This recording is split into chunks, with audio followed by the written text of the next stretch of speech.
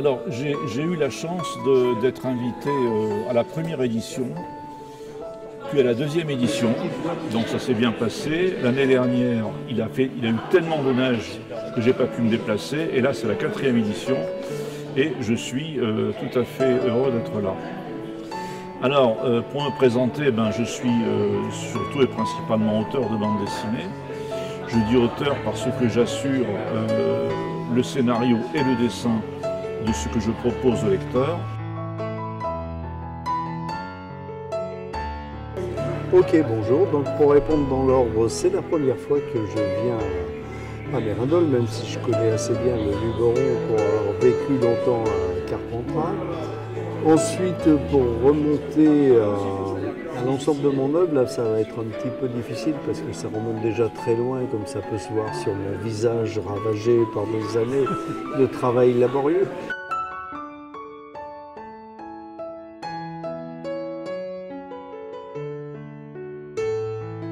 Bonjour Monsieur Kevan. Bonjour. Donc je pense que c'est la première fois que vous venez au Festival de la bande dessinée de Mérindol. Oui, c'est la première fois. D'accord. Et donc est-ce que vous pouvez nous présenter un petit peu vos différentes œuvres, vos productions, nous en parler un petit peu? Voilà. Donc j'ai commencé à travailler en 71 aux éditions Bayard, rue Bayard d'ailleurs, du même nom de la rue au nom éponyme, à Paris. Qui à l'époque avait un journal vraiment très bien fait qui s'appelait Record, où il y avait de grands illustrateurs qui travaillaient déjà avec des grands noms de l'époque, notamment des noms comme Topor, Bretécher y a démarré, Christian Binet, qui a fait par la suite les Bidochons, a fait ses premières bandes dessinées dans ce journal. Monsieur Coutelis, c'est moi. Je pense que vous êtes un habitué du Festival de Mérindol. Mais ils ne veulent plus m'inviter parce que je les gave. Voilà. Donc je vous avais déjà interviewé l'an passé, et je pense qu'en un an il s'est passé beaucoup de choses dans votre vie. Rien, la routine. Et donc, est-ce que vous pourriez nous parler un petit peu de vos productions, de ce qui s'est passé en un an, et puis de vos projets? Alors, mes productions depuis un an, Le Député, qui est un succès de librairie, nul autre pareil. Nous, les Forçats du Tour de France, qui est aussi un succès de librairie, mais à un degré moindre. Il y a eu la sortie du bouquin Les âmes simples, les cœurs simples, pardon. Une sélection de textes faite par Albert Algou, illustrés par divers dessinateurs pour votre serviteur. Peut-être que l'année dernière j'étais pas là, ou alors j'ai pu venir qu'une journée, c'est possible aussi. C'est un premier album. Alors c'est mon premier album, c'est sur enfin mon premier album de cette série-là. Oui. Le dernier actuel c'est celui-ci. Le dernier actuel c'est celui-ci. Donc c'est sur la série Elfe Blanc. Dans l'univers des elfes, c'est une série chez Soleil Celtique Delcourt. Ça fait 5 ans que je travaille dessus actuellement, je suis sur le prochain album. Ouais, donc je m'appelle Stéphane Bilot, donc du coup je suis auteur-illustrateur des elfes blancs. Non, pas du tout. En fait, j'y suis venue la première année et la deuxième année. J'ai fait une pause à la troisième parce que j'étais sur un autre salon. Donc en fait, je m'appelle Duclos Marina et je suis coloriste donc de métier sur des séries comme Princesse Sarah ou Zoé Babysitter, donc chez Soleil principalement, ou dans d'autres maisons d'édition. Ça dépend un petit peu chez Tabou, chez GDBM. Sachant que c'est mon métier principal donc, de coloriste, donc j'appose les couleurs sur les bandes dessinées, mais je dessine aussi du manga.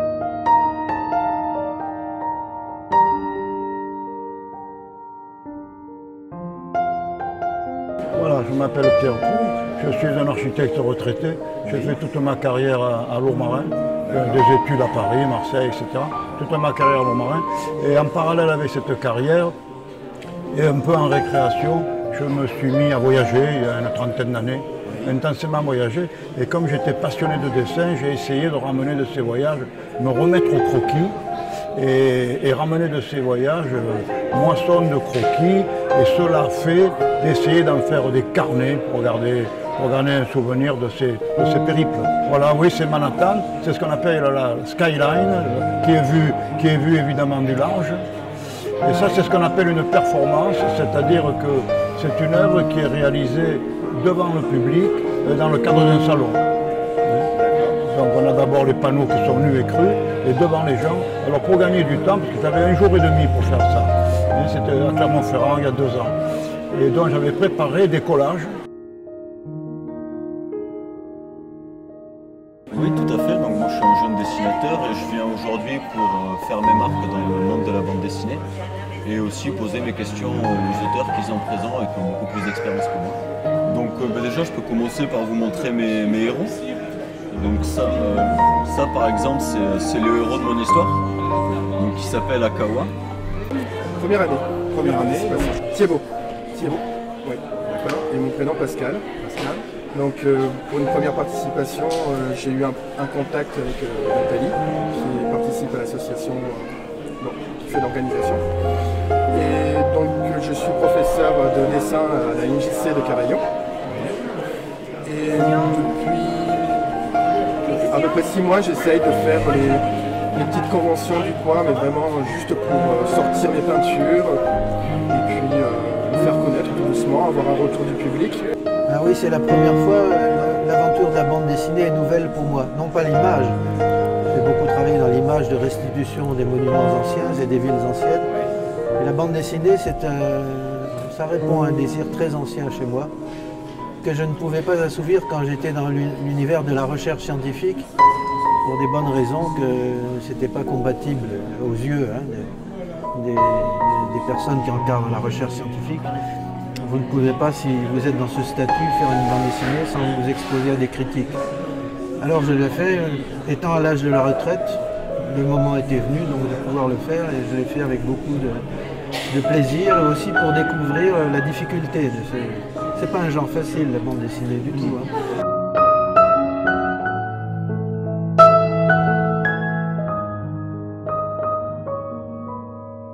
Alors je suis heureux de revenir à Mérindol une fois de plus, très bon public, les organisateurs au top, très beau festival. Et donc je vous propose cette année le tome 2 des aventures de Taleria Chronicle. L'année dernière j'étais venu avec le tome 1. Je propose donc la suite et fin de l'album. Vous voyez ici en image. Ça c'est l'exemplaire d'exposition. Voilà, les enfants peuvent venir l'acheter sans problème. Belle dédicace offerte avec plaisir.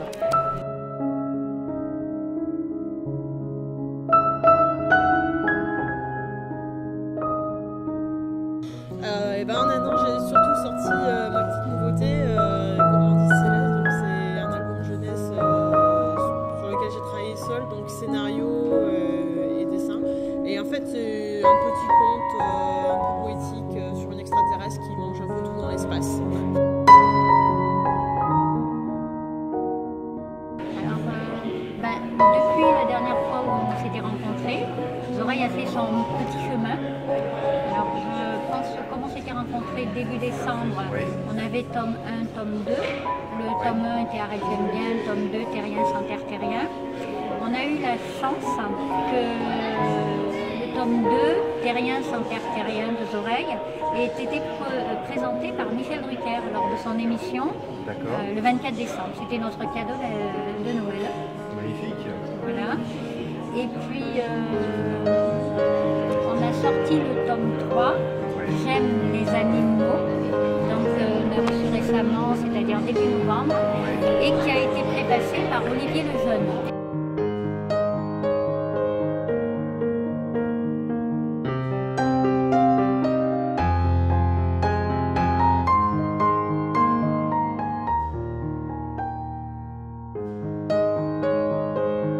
Alors mon dernier bouquin, c'est celui-là, Maria et Saint-Lazare, qui est sorti l'année dernière. Alors la dernière fois que je suis venu ici, il venait tout juste de paraître. Alors depuis, j'ai pas mal tourné avec celui-là dans des grands festivals que peuvent être Angoulême ou Saint-Malo, et puis dans tout un tas d'autres plus petits salons comme ici. Et puis il a aussi été, il vient tout juste d'être édité au Portugal. J'étais à Amadora, c'est le grand festival de Lisbonne en fait. mois dernier. Voilà, généralement depuis un an, j'assiste à un très bel accueil, notamment de la communauté portugaise. Il y a un vrai besoin de la communauté portugaise d'outils pour transmettre cette histoire de l'immigration portugaise.